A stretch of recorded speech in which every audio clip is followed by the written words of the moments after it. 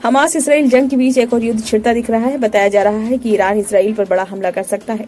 इस चेतावनी को देखते हुए इसराइल ने शुक्रवार को ईरान या उसके प्रतिनिधियों द्वारा हमला किए जाने की संभावना को लेकर कमर कस ली है।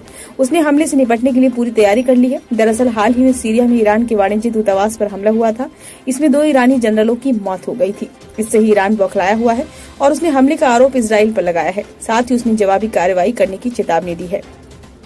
भारत, फ्रांस, पोलैंड और रूस सहित देशों ने अपने नागरिकों को इस क्षेत्र की यात्रा नहीं करने की सलाह दी है। गौरतलब है, हमास और इसराइल के बीच 7 माह से युद्ध जारी है। वहीं व्हाइट हाउस के राष्ट्रीय सुरक्षा परिषद के प्रवक्ता जॉन किर्बी का कहना है कि ईरान से खतरा वास्तविक और व्यवहार्य है। इजरायली सेना ने कहा कि उसने नागरिकों को नए निर्देश जारी किए हैं, हालांकि लोगों को सतर्क रहने के लिए कहा है। मुख्य सैन्य प्रवक्ता डैनियल हगारी ने शुक्रवार को कहा, पिछले 1 दिन में सेना ने ईरानी हमले की खबरों और बयानों के बीच स्थिति का आकलन किया और कई परिदृश्यों के लिए योजनाओं को मंजूरी दी।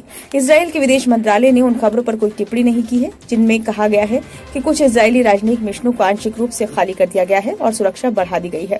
इसराइल के एक बड़े दैनिक अखबार में कहा गया है, बदला लिया जाएगा और अगले कुछ दिनों में ही 1 अप्रैल को सीरिया में ईरान के वाणिज्य दूतावास पर हमला हुआ था। इससे दूतावास का एक खंड पूरी तरह ध्वस्त हो गया था। वहीं ईरान के 2 शीर्ष सैन्य जनरल और 5 अन्य अधिकारी भी मारे गए थे। इस हमले का ईरान इसराइल पर आरोप लग रहा है। साथ ही उसने जवाबी कार्रवाई करने की चेतावनी दी है। हालांकि इसराइल ने हमले की जिम्मेदारी नहीं ली है। ईरान के सर्वोच्च नेता अयातुल्लाह अली खामनेई ने बुधवार को चेतावनी दी थी कि इसराइल को सजा दी जानी चाहिए। उस पर इजरायली विदेश मंत्री ने कहा था कि अगर ईरान हमला करता है तो हम कड़ा जवाब देंगे। इसराइल द्वारा काफी दिनों से सीरिया में ईरान से जुड़े ठिकानों पर हमला किया जा रहा था, लेकिन ताजा हमला अपने आप में पहला है जिसमें ईरानी दूतावास को निशाना बनाया गया। ईरानी दूतावास पर हमले में हिजबुल्लाह के लड़ाके भी मारे गए हैं।